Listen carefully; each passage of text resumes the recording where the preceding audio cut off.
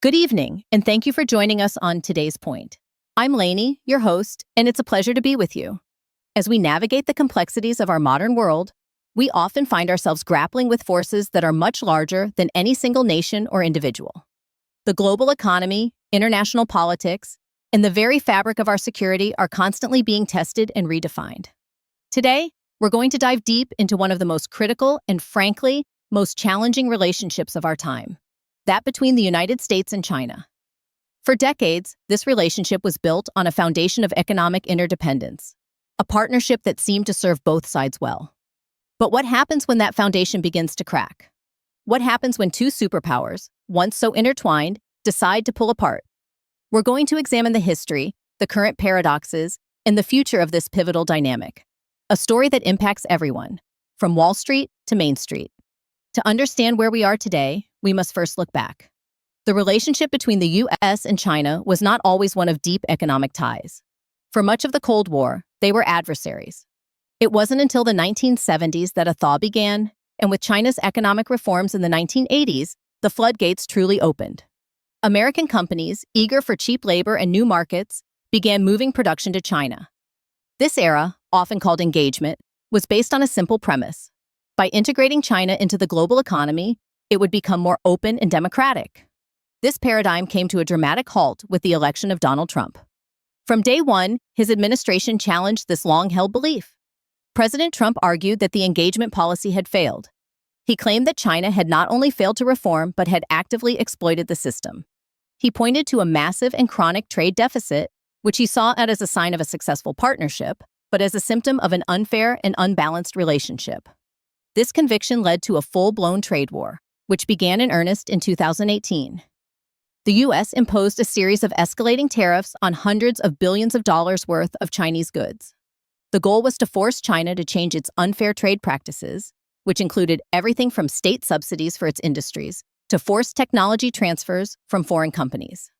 China did not back down. They retaliated with their own tariffs on American agricultural products and other goods. The trade war wasn't just a skirmish, it was a fundamental shift in strategy. It was the moment America formally declared that its economic relationship with China was no longer business as usual. It was a matter of national security and economic sovereignty. The era of globalization, as we knew it, was over, and the era of strategic competition had begun. Now fast forward to President Trump's second term. One might expect a continuation of the same hardline stance, and in many ways, that's what we've seen. The rhetoric is as tough as ever. There's been talk of implementing a 60% or even higher tariff on all Chinese imports, a move that would fundamentally sever many of the remaining economic ties. The focus on decoupling, breaking the economic and technological links between the two countries, remains a central theme. The administration is pushing for American companies to bring their manufacturing back home, a concept known as reshoring, and to build new supply chains with friendly nations, or friendshoring. The goal is to create a U.S. economy that is less vulnerable to disruptions from China. However, amidst this tough talk, we've witnessed a truly surprising development. Despite his strong anti-immigration and America First policies, which we saw in action with the recent raid at the Hyundai plant in Georgia, aimed at cracking down on illegal labor, President Trump has expressed a willingness to allow up to 600,000 Chinese students to come to the U.S. This is a fascinating paradox that speaks volumes about the practicalities of his America First policy. Why this seemingly contradictory stance? The answer lies in simple economics. American universities, especially private institutions, have become heavily reliant on the tuition fees paid by international students.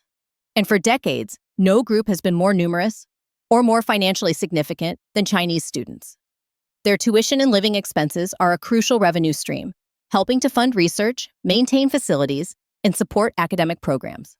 By allowing this influx of students, President Trump is making a clear, pragmatic calculation. He is separating the economic benefit of Chinese students from the broader geopolitical rivalry. It's a classic example of realpolitik, where ideological purity is set aside in favor of a tangible, immediate economic gain. He is, in essence, drawing a line, saying, "We will confront you on trade and technology theft, but we will not deny ourselves a vital source of revenue that helps keep our educational institutions afloat." This move has, as you can imagine, sparked a vigorous debate among his core supporters and opponents alike. This complex relationship isn't just a matter for politicians and policymakers. It directly affects the lives of every American. There's a growing national concern that our over-reliance on China has created fundamental vulnerabilities. First and foremost is the fragile supply chain. The COVID-19 pandemic was a wake-up call. Suddenly, we couldn't get basic medical supplies like masks and gloves. We discovered that a vast number of our pharmaceuticals and essential goods were made exclusively in China. This exposed a critical weakness. If geopolitical tensions were to escalate, or if a future crisis were to hit, the U.S. could be left without the tools it needs to function.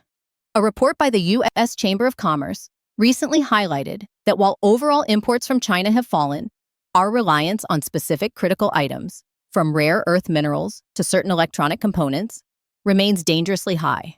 This isn't just a commercial issue, it's a matter of national security. Second, the issue of intellectual property theft has reached a boiling point. The U.S. government and American corporations have long accused China of engaging in state-sponsored industrial espionage. This isn't a new phenomenon, but the scale and sophistication of the theft have grown dramatically.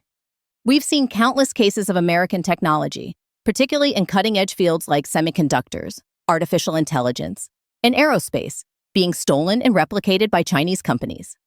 This theft undermines American innovation, costs jobs, and gives Chinese competitors an unfair advantage. When confronted, the Chinese government almost always denies the accusations, labeling them as politically motivated attacks. This lack of accountability only deepens the mistrust. Finally, there's the direct economic risk to everyday Americans. A full-blown trade war, with its ever-increasing tariffs, can lead to higher prices on everything from household electronics to clothing. These costs are ultimately passed on to the consumer.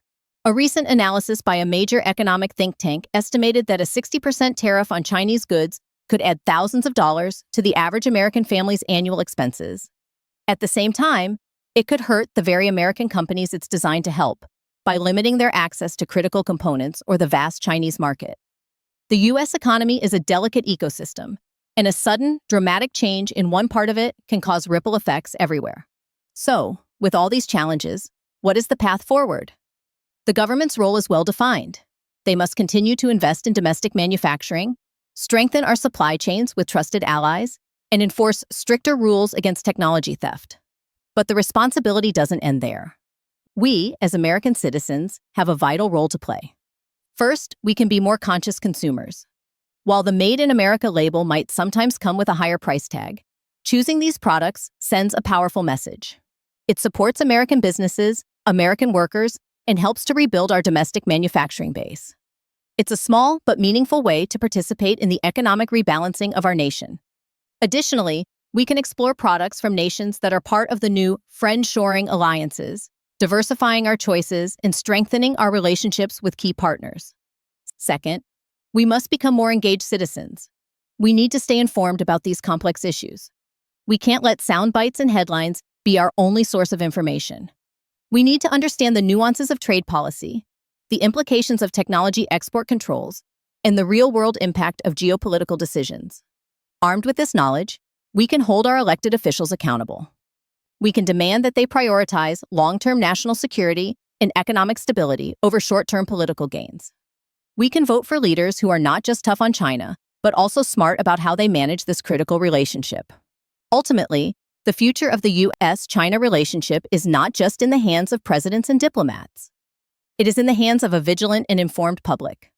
By making deliberate choices in our daily lives and by being active participants in our democracy, we can each contribute to a more secure and prosperous future. Thank you for joining me on today's point. I'm Lainey, and we'll see you next time.